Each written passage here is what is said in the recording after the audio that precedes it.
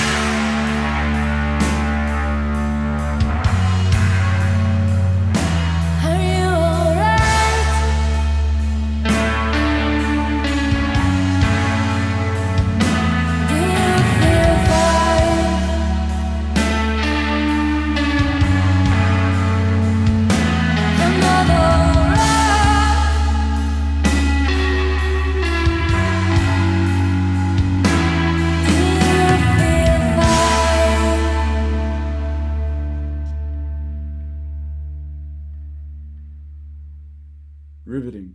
When the song started, I thought that it had to do with a person who is suffering from a form of depression and they're looking for help from either a loved one or a romantic partner. And as the song progressed, there's a line there that kind of had me thinking that it's either a failed relationship or a toxic relationship where the narrator's partner wasn't who they thought they were. And the line that had me thinking about that, I could have questioned you, but I chose the dream life. She, or the narrator, chose not to interpret the red flags. And as the song progressed further, I kind of toyed with the idea that maybe it's both. Maybe it is a toxic or a failed relationship that one of them, the narrator, is suffering from depression, regardless to the relationship, and was in a problematic relationship. And what really moved me, I think, at the end, she's singing it to a former lover. And the last verse goes, "Are you all right? Do you feel fine? I'm not all right. Do you feel fine? So did you even see me? Did you even see that I was damaged and something was wrong with me? Can you see that I'm not fine?" And that really resonated with me. The amazing thing about Stephanie's lyrics, and we've said this before, is that there can be many interpretations and we'll probably never know. As we were listening to the song, I was going back and forth, but in the end, I think I ended up on kind of three different directions. And one is the relationship one, as you said, that also popped to mind. There's a lot of lines here that kind of send you that way, especially where she says, "I could be wrong and you're probably right. This is another song for you, a tango in the night. I broke my heart for love, but everything's fine. I could have questioned you, but I chose the dream life." So it's like what you said. I could have questioned who you are and this relationship is, but I chose to just take the dream that I'm in love, that we're in love, that this is going to work out and everything. And then I thought, I don't know, is this really what she's saying? Is this deeper? Is this different? And then I thought there are some lines here that just didn't quite fit with relationships. And I thought that they might be more of a thing about fitting in, about society. There was a line earlier on, "I just tried so many times just to fit in. I still die every time you don't believe my words. Just give me a fight so I can win. Try to fit in." It sounded like maybe it's about society. And then it got me thinking, is this actually something that is out there for the audience, because it says towards the end, it just takes some time to go on. After all, we're still going strong. And I thought, is this about the band? We're still going strong. If this is about a relationship, they're definitely not going strong at this point. That line had me a bit confused. And the lines again, are you all right? Do you feel fine? I'm not all right. Do you feel fine? Could have been towards the fans, but not in a way that it's addressing the fans as such. It more seemed to me like it's about self-doubt, about, am I really any good? Is what we're doing, what I'm creating, what I'm releasing, is it any good? I'm trying to kind of work it out. Just give me a light inside my head. I tried so many times to understand. It just takes some time to go on. Like, there was another line in there that basically said that underneath there is no other choice. So it's like, underneath I know there's no choice. I'm going to have to go on. I'm going to have to keep pushing. Maybe it's none of the above. Maybe it's all of the above. Maybe it's some of the above. But it's just interesting. The line that said, there is a fire in my heart and thunder in my head, I thought that refers to trying to get to a dream. I still have that passion, thunder in my head, maybe muse, maybe not, maybe it's the doubt, I'm not sure. Lighting in my head, sometimes I wish I was never ever there, like I didn't have this in my life or something like that. But obviously it's sometimes, it's not all the time. And that ending is just beautiful. Are you all right? Do you feel fine? I'm not all right. Do you feel fine? Like, does it make a difference to you that I'm not all right? And should it? It just feels like there's a lot of depth here, and I'm not 100% sure what it is. But all I know is that as we were listening, what I felt, and especially at the end, was like a pit in my stomach. It was like a heartache. Like Stephanie, the way she communicates, it just gets to me every time. It's an interesting interpretation. It's not a relationship, and it's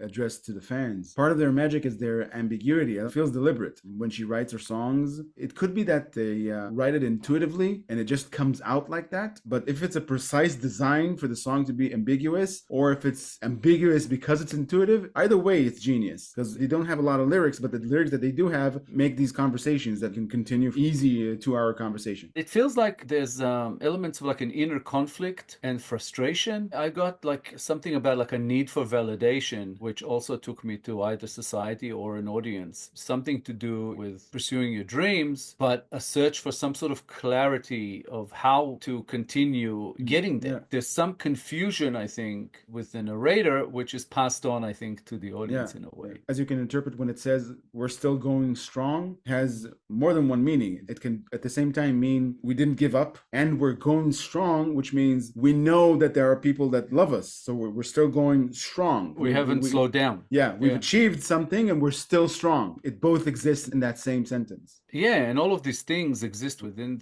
at least the lyrics of this song all at once. That tango in the night line, it just seems like a tango in the night. You get something that is almost like pretty, like beautiful. It has this order to it, because you go step by step. But this is all within this sort of chaos of this song.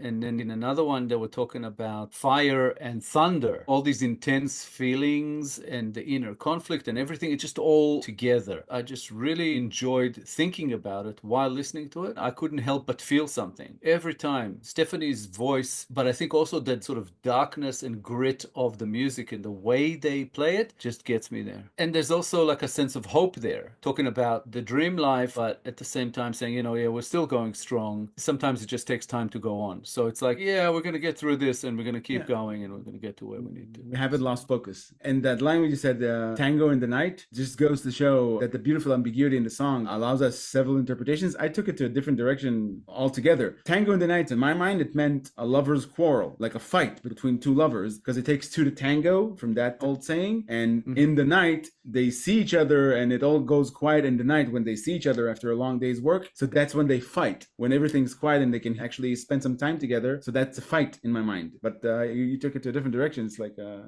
Well, and I'm saying that as another type of interpretation, because when I was thinking about the lyrics as the song was going, it comes in a certain spot in a song where it says, I could be wrong and you're probably right. This is another song for you, a tango in the night. I broke my heart for love, but everything's fine. I could have questioned you, but I chose the dream life. So it's like it's everything jumbled up together, where that tango in the night, as you say, could be some kind of fight, a conflict, an argument between the two. Or this is another song for you. And a tango in the night could be a romantic thing where she says, I broke my heart for love. You can take it any way you want it. I don't think we'll ever really know unless Stephanie comes out and says, yeah, this is what it means. And I don't know that it necessarily has to mean one thing. Yeah, not knowing is part of the appeal. Absolutely. That's why I feel they are such interesting artists. And just we were almost addicted to this band within one song when we heard them. And so far, they have not disappointed at any turn. Every song has great music, interesting lyrics that get us into quite a heavy discussion, and they make us feel every time. Thank you, Peter G, for another awesome Brutus request. We appreciate the ongoing support. Please keep them coming. We absolutely love this band.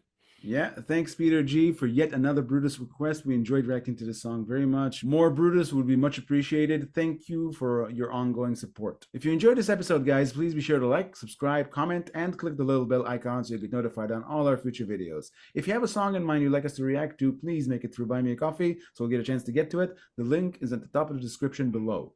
Thank you all for sticking with us. Thank you all for your time. As always, our Brutus Reactions playlist should be up on the screen sometime about now.